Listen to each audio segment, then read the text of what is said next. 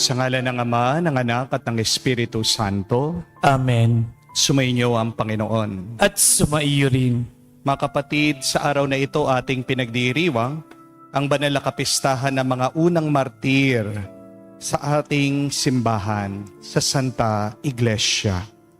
Ang kasabihan, ang dugo ng mga unang martir ang nagdilig at nagpatubo ng ating pananampalataya ang nagpalaki sa ating inang simbahan. Isipin natin ang buhay ng mga martir ay para mga kandila. Dahil sa kanilang sakripisyo, sila'y nagsilbing liwanag ng ating pananampalataya. Nasaktan man sila, nahirapan man sila, pero dahil inalay nila ang kanilang sarili sa Diyos, hanggang ngayon, sila'y buhay pa rin at pinagdarasal tayo. Sila'y nasa kaharian ng Diyos. Ginagabayan tayo para pagdating din ng araw, tayo makauwi din sa kung saan andyan ang ating Panginoong Hesukristo. Kailangan natin ng maraming martir ngayon sa mundo. Pero nagahari pagka makasarili. Mga kapatid, minin natin ang mga pagkakataon na kung saan mas pinili natin ang madali at komportabling buhay. Mas sinili natin magkasala kesa sa sumunod sa Diyos. Sa mga pagkakataon ng ating mga kahinaan, tayo magpakumbaba. Minin natin ang ating mga pagkukulang para minsan pa tayo ay makitang karapat-dapat makatanggap sa mga banal na misteryo. Inaamin ko Sa makapangyarihang Diyos at sa inyo mga kapatid, na lubha akong nagkasala sa isip, sa salita, sa gawa, at sa aking pagkukulang. Kaya isinasamo ko sa mahal na Birheng Maria, sa lahat ng mga anghel at ng mga banal, at sa inyo mga kapatid, na ako'y ipanalangin sa Panginoong ating Diyos. Kaawaan tayo na makapangyarihang Diyos, patawarin tayo sa ating mga kasalanan at patnubayan tayo sa buhay na walang hanggan. Amen. Panginoon, kaawaan mo kami. Panginoon, kaawaan mo kami. Kristo, kaawaan mo kami. Kristo, kaawaan mo kami. Panginoon, kaawaan mo kami. Panginoon, kaawaan mo kami. Manalangin tayo. Ama naming makapangyarihan, tinalaga mo sa sambayan ng Kristiyano ng Roma ang pasimulang masagana sa dumanak na dugo ng mga martir. Pagkaloob mong kami patatagin sa magiting na katapangan, sa pakikipagtunggali sa pagsubok, at magalak kami nawang lagi sa maasahang tagumpay sa pamagitan ni Jesucristo kasama ng Espiritu Santo, magpa sa walang hanggan. Amen.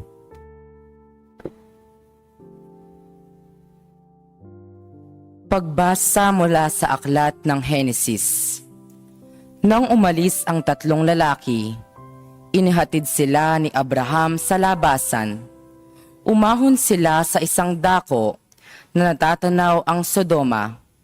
Sinabi ng Panginoon, "Hindi ko dapat ilihim kay Abraham ang aking gagawin.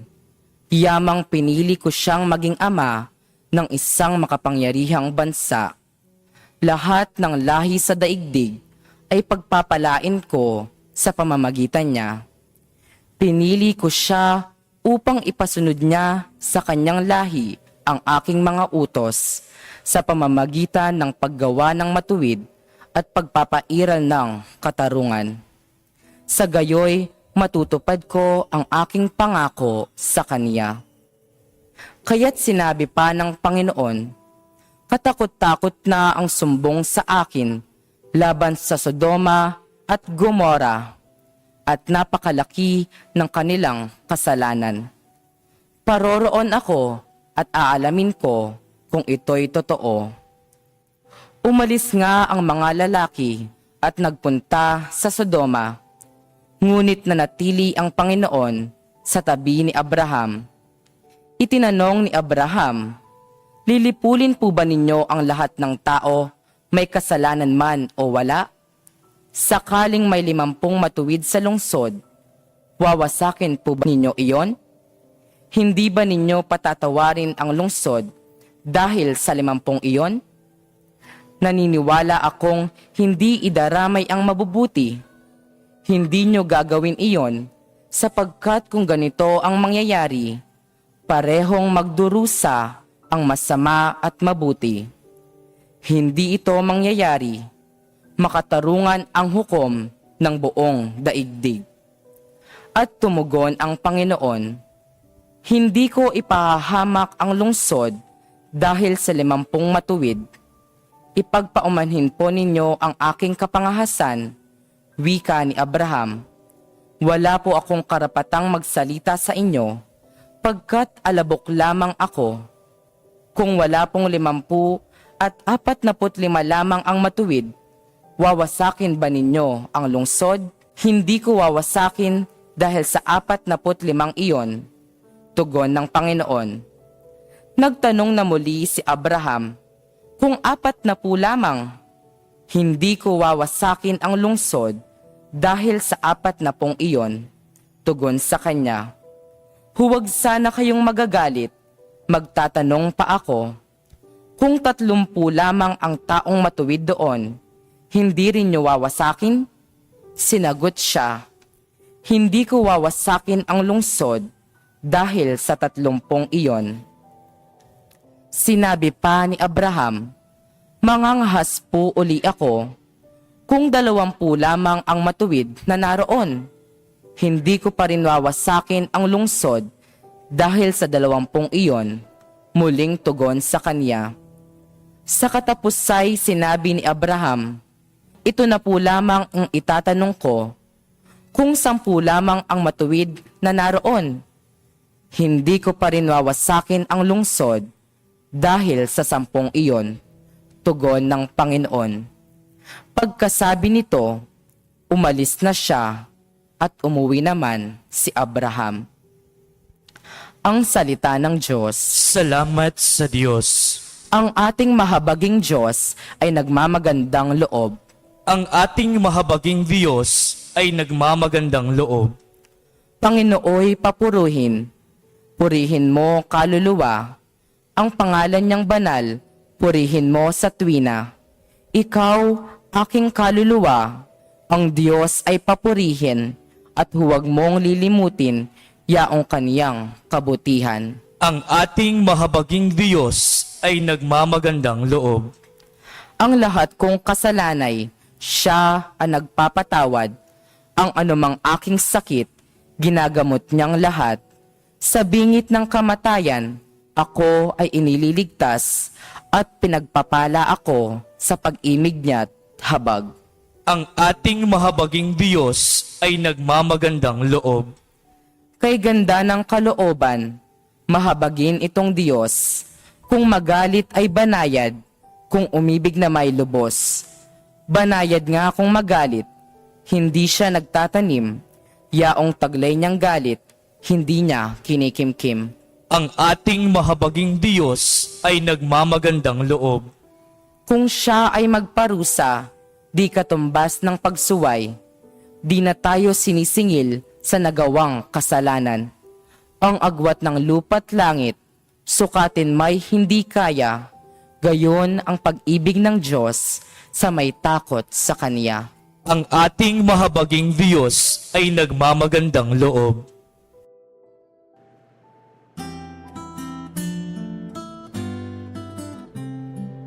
Alleluia, alleluia, alleluia, alleluia, alleluia, alleluia, alleluia, alleluia, alleluia, alleluia, alleluia, alleluia. Dinggin ninyong lahat ngayon ang tinig ng Panginoon sa loob na mahinahon. Aleluya, aleluya. Sumainyo ang Panginoon. At sumaiyo rin. Ang mabuting balita ng Panginoon ayon kay San Mateo. Papuri sa iyo, Panginoon.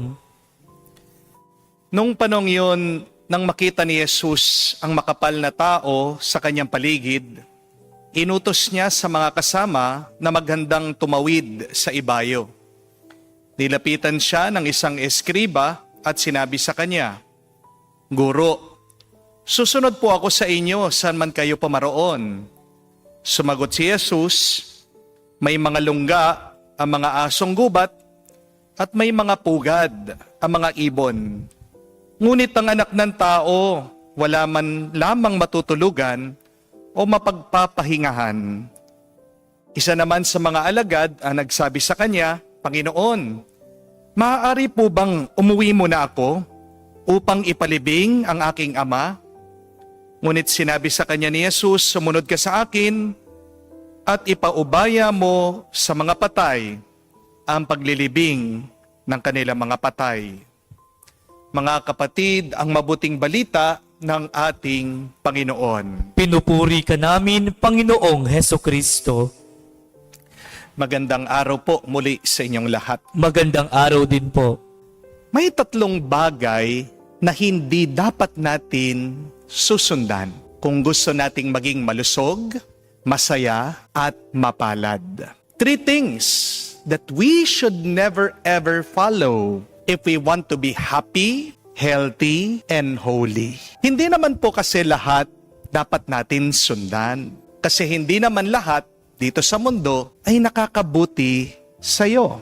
Amen? Aminin natin, marami tayong minsan sinusundan pero nakakasama naman sa atin. Hindi rin naman po maganda na sundan mo ang lahat. Because remember, if you follow everyone and everything, you will end up nowhere. Kaya nga po ang tanong, ano yung 3 bagay na hindi dapat natin sundan kung gusto nating maging malusog, masaya, at mapalad ang ating buhay? The first one is, do not follow what is easy. Huwag mong susundan ang madali. There is a beautiful saying that goes, hard choices, easy life. But easy choices, hard life. Hindi naman po ibig sabihin madali, yan na yung mabuti para sa atin. Pinapaalala sa atin ng ating Panginoong Hesukristo, ang pagsunod sa Kanya ay hindi madali.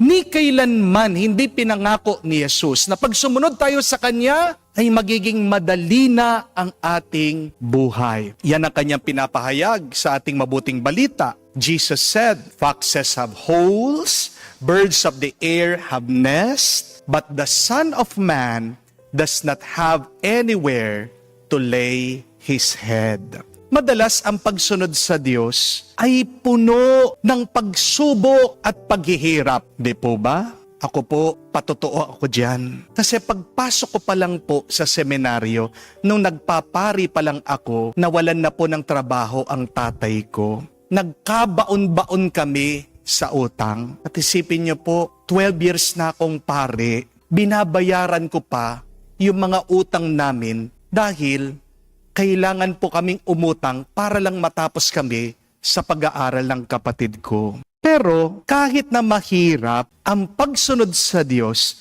marami naman itong grasya at bendisyon. Amen? Kahit na mabigat minsan ang sumunod sa Diyos, alam ng puso natin, ito ang tama at mabuti. Sabi nga po, narinig ko yung isang nagsaserve dito sa parokya, "Father, ang hirap naglilingkod sa Diyos. Ginagawa ko na nga ang tama. Yung ibang tao sinisiraan pa ako. Ang sakit-sakit ng loob ko, Father." Pero gitna ng mga masasakit na karanasan na ito, hindi daw po siya tumigil. Dahil may saya pa rin ang pagsunod sa Diyos. May kakilala po ako nung nagsaserve siya sa simbahan. Doon siya nagka-cancer. Marami din po akong kakilala sa parokya, baon na baon sa utang. Meron din po ako mga kakilala na nagsaserve po sa diocese, mga tapat na lingkod. Pero sila pa yung may problema sa kanilang mga asawa, sa kanilang mga mister. Kaya hindi po nakakapagtaka, bakit kakaunti ang mga sumusunod sa Diyos? Bakit kakaunti ang mga tapat sa Panginoon? Kasi pag naging close ka kay Jesus, magiging close ka din sa problema. Amen? Kaya nga ang tanong ng iba, bakit pa ako susunod sa Diyos? Kung hindi naman mawawala ang aking mga paghihirap. Ang sagot diyan, ito, oo, mahirap sumusunod sa Diyos. Pero ito lang ang tanging daan para tayo'y magkaroon ng buhay at buhay na walang hanggan. Madali nga ang buhay mo, pero kung ang katapusan naman yan ay kamatayan, walang kwenta, di po ba? Kahit na nahihirapan ka, basta't buhay ka. Kahit na mamatay ka man, may pangako ang Diyos, bubuhayin ka niya, pagkakalooban ka niya ng buhay na walang hanggan.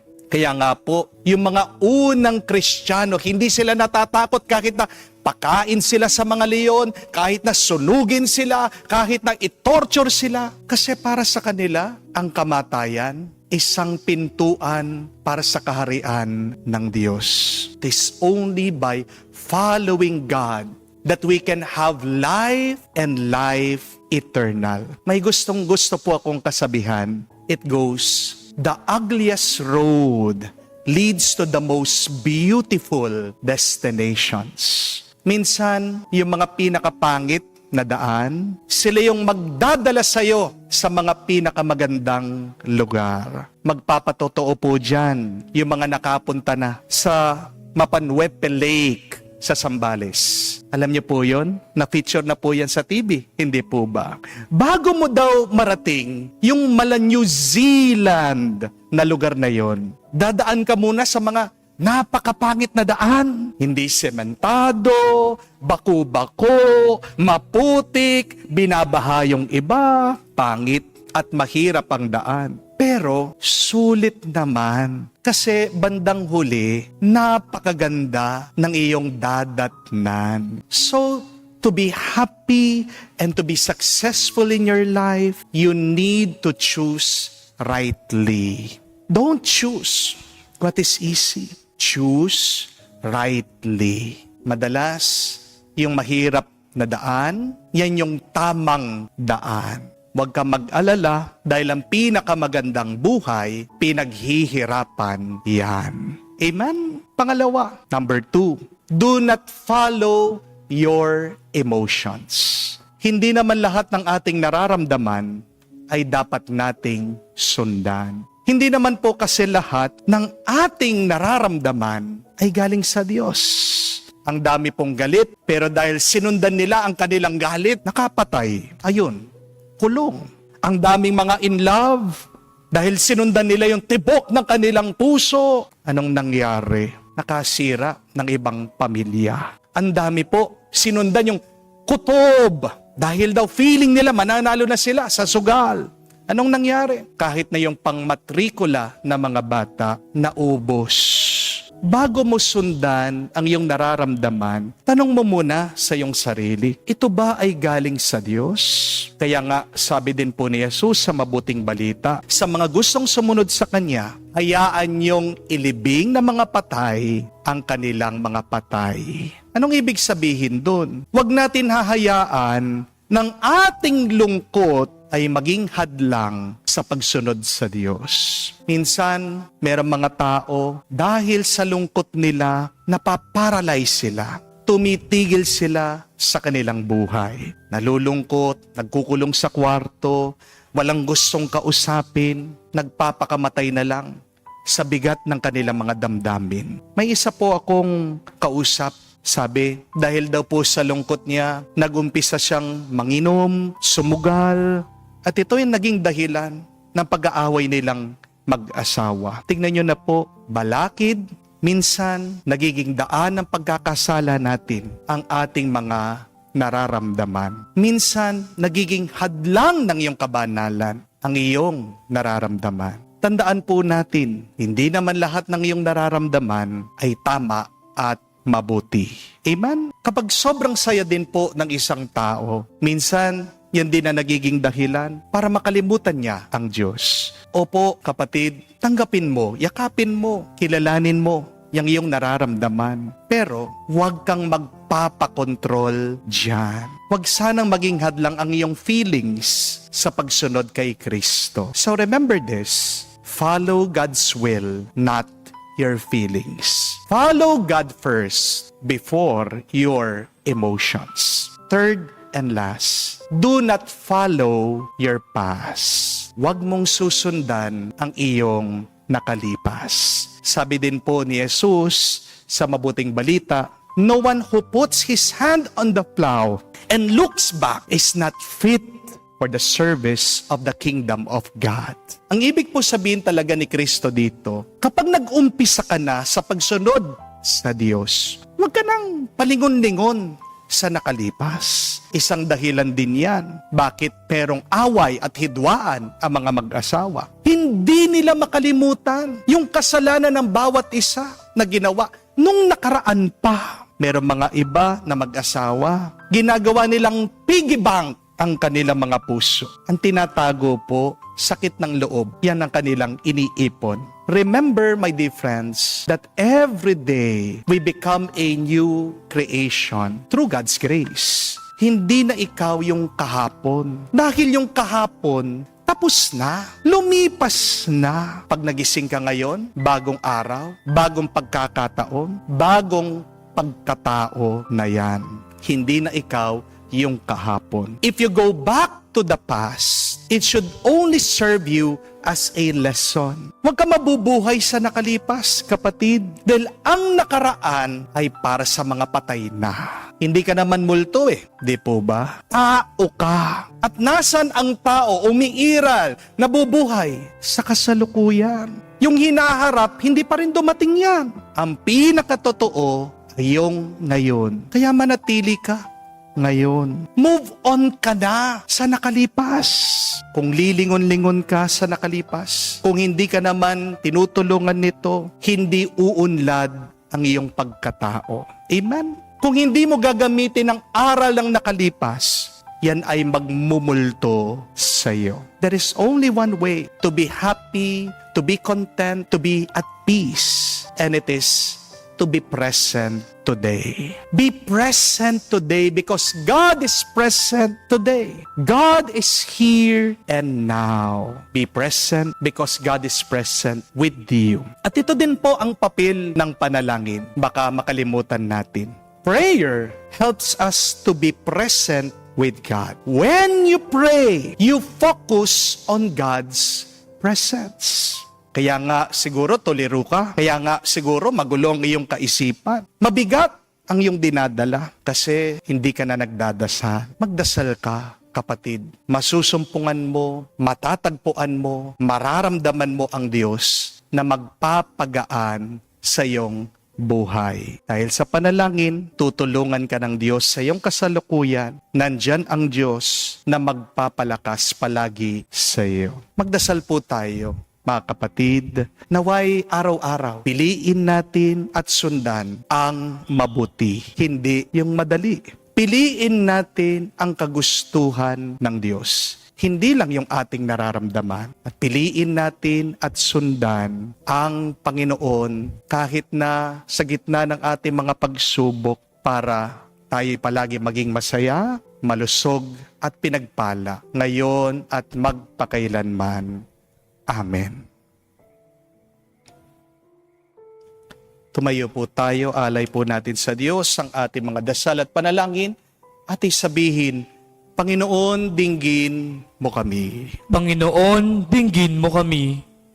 Ang mga pinuno ng simbahan at yaong mga nagpapahayag ng salita ng Diyos, naway maging masigasig sa kanilang pagsunod kay Kristo.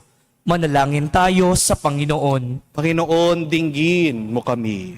Ang ating komunidad sa araw-araw, naway mapanibago sa pananampalataya sa salita ng Diyos na tumatawag sa atin sa isang mabuting buhay. Manalangin tayo sa Panginoon. Panginoon, dinggin mo kami. Yaong mga nawalan ng pag-asa Dahil sa mga pagkakasala, naway mapagtanto na kasama natin si Kristo, ang ating pinuno at pinapasan ang ating mga suliranin. Manalangin tayo sa Panginoon. Panginoon, dinggin mo kami. Sa katahimikan po ng ating puso, banggitin natin sa Diyos ang ating mga personal na pangangailangan.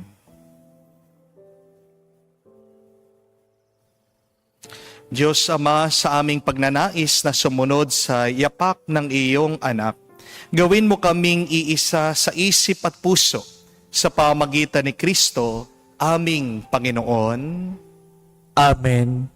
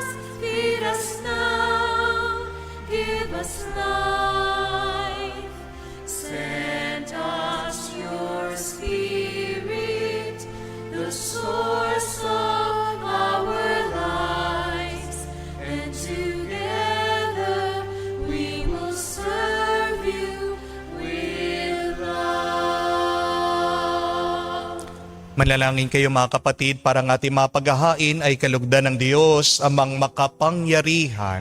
Tanggapin nawa ng Panginoon itong paghain sa iyong mga kamay, sa kapurihan niya at karangalan, sa ating kapakinabangan at sa buong sambayanan niyang banal.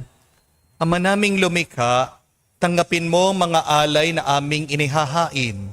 Ngayon ginugunita namin ang mga banal na martir at ipagkaloob mo aming sambahin. Ang ngalan mo na may katatagan sa pamagitan ni Jesucristo kasama ng Espiritu Santo magpa sa walang hanggan. Amen. Sumainyo ang Panginoon. At sumaiyo rin. Itaas sa Diyos sa inyong mga puso at diwa. Itinaas na namin sa Panginoon. Pasalamatan natin ang Panginoong ating Diyos. Marapat na siya ay pasalamatan. Ama naming makapangyarihan, tunay ngang marapat ikaw ang aming pasalamatan. Ngayon aming kagalakan na mga unang martir sa Roma ay parangalan. Sila'y kapanalig namin may paninindigan na ikaw ay ipahayag kahit siya'y namatay. Sapagkat minarapat mong kanya matularan ang iyong anak na naghain ng sariling buhay. Tulad ng naganap sa iyong anak, ang dugo ng mga martir ay dumanak, hindi dahil sa katatagang likas, kundi dahil sa iyong bigay na lakas. Kaya kaisa na mga anghel nagsisiawit ng papuri sa iyo, nang walang humpay sa kalangitan, kami nagbubunyi sa iyong kadakilaan.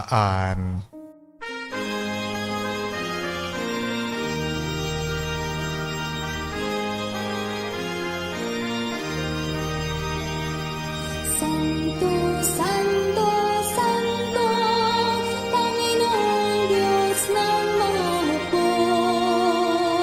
Napupuno ang langit at lupa ng kadakilaan mo. Hosanna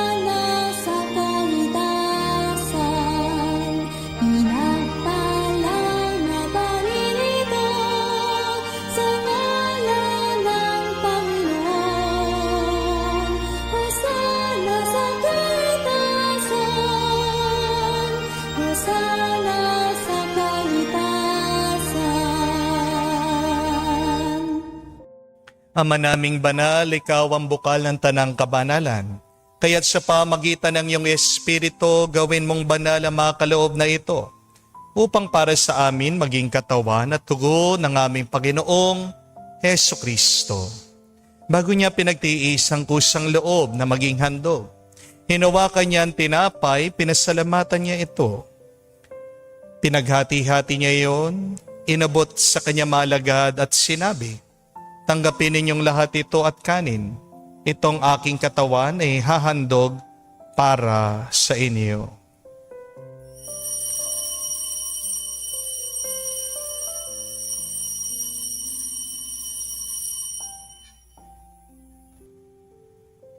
Gayon din naman na matapos ang hapunan, hinawakan niyang kalis. Muli kanyang pinasalamatan. Inabot niyang kalis sa kanya malagad at sinabi, "Tanggapin ninyong lahat ito at inumin. Itong kalis ng aking dugo. Nang bago at walang hanggan tipan, ang aking dugo na ibubuhos para sa inyo at para sa lahat, sa ipagpapatawad ng mga kasalanan. Gawin ninyo ito sa pag-alaala sa akin."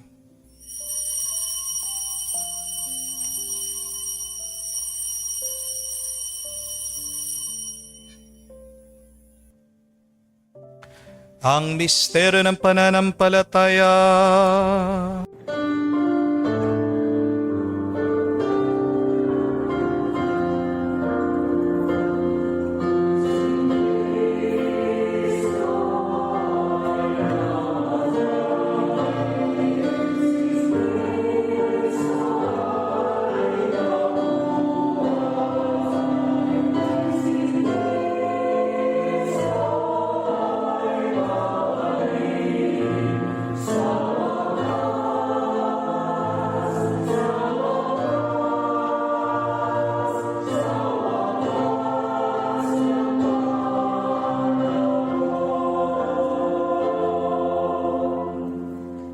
Ama, ginagawa namin ngayon ang pag-alaala sa pagkamatay muling pagkabuhay ng iyong anak. Kaya tinialay namin sa iyo ang tinapay nagbibigay buhay at ang kalis na nagkakaloob ng kaligtasan. Kami nagpapasalamat dahil kami yung minarapat na tumayo sa harap mo para maglingkod sa iyo. Sinasamo namin kami magsalo-salo sa katawan na dugo ni Kristo ay mabuklod sa pagkakaisa sa pamagitan ng Espiritu Santo. Amalingapin mong iyong simbahan, laganap sa buong daigdig. Puspusin mo kami sa pag-ibig. Kaisa ni Leon ang aming Santo Papa, si Florentino aming Arsobispo at ng Tanang Kaparian. Alalahanin mo rin ang aming mga kapatid na nahimlay may pag-asang sila'y muling mabubuhay. Gayon din naman lahat ng mga pumanaw. Kawan mo't sila't patuloyin sa iyong kaliwanagan. Kawan mo't pagindapatin kaming lahat na makasalo sa iyong buhay na walang wakas. Kaisa na mahal na Birhen Maria, Ina ng Diyos. Kaisa ni San Jose, ang kanyang maluwalhating esposo. Kaisa na mga apostol, lahat ng mga banal, ang mga unang martir sa Roma na namuhay dito sa daigdig na kalugod-lugod sa iyo. May pagdiwang naman namin ang pagpupuri sa kararangal mo sa pamagitan ng iyong anak kaming Panginoong Heso Kristo. Sa pamamagitan ni Kristo, kasama niya at sa Kanya, ang lahat ng parangal at papuri ay sa iyo, Diyos Ama, makapangyarihan, kasama ng Espiritu Santo, magpasawalang hanggan. Amen, Amen, Amen. Sa nakakagaling na utos sa turo ni Jesus sa Panginoon natin at Diyos, ipahayag natin ang lakas loob.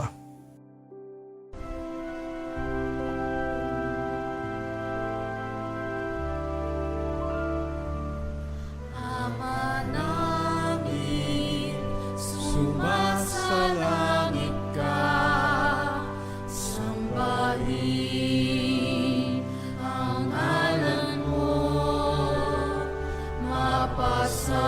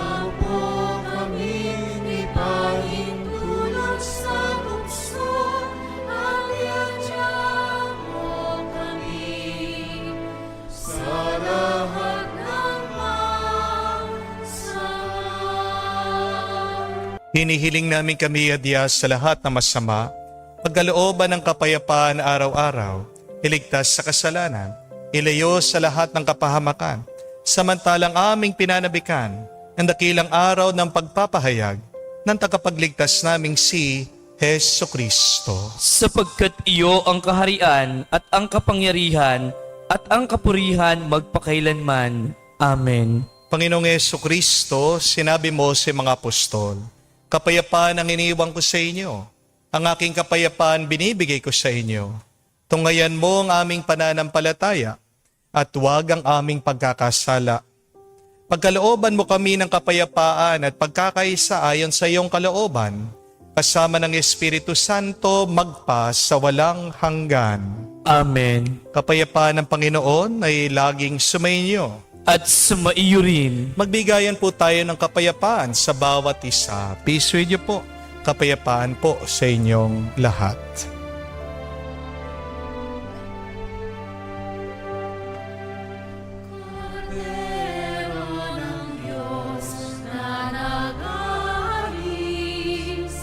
ng mga kasalanan ng sanlibutan, maawa ka sa amin. Maawa ka sa amin. Kordero ng Diyos na nagalis ng mga kasalanan ng sanlibutan, maawa ka sa amin. Maawa ka sa amin. Kordero ng Diyos na nag-aalis ng mga kasalanan ng sanlibutan, ipagkaloob mo sa amin ang kapayapaan.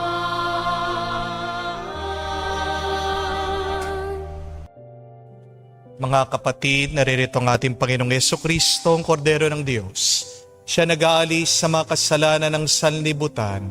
Mapalad tayong lumalapit sa piging ng Kordero. Panginoon, hindi ako karapat-dapat na magpatuloy sa iyo, ngunit sa isang salita mo lamang ay gagaling na ako.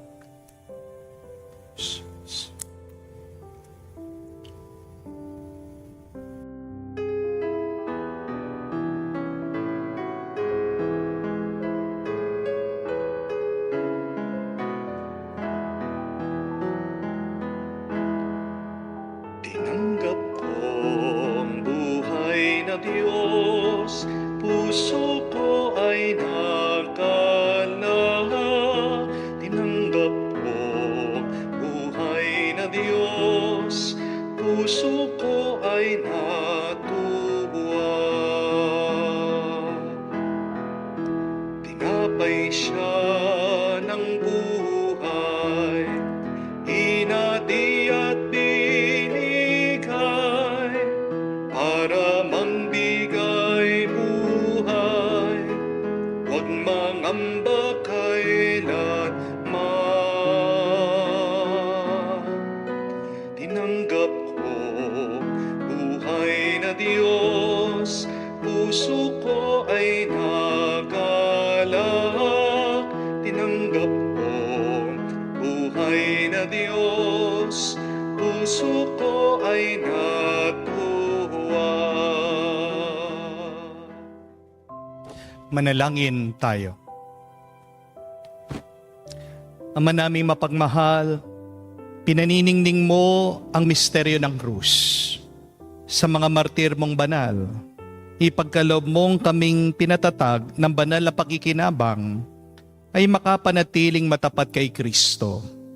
Sa pagmamalasakit sa tanan, sa pamagitan niya kasama ng Espiritu Santo, magpa sa walang hanggan. Amen.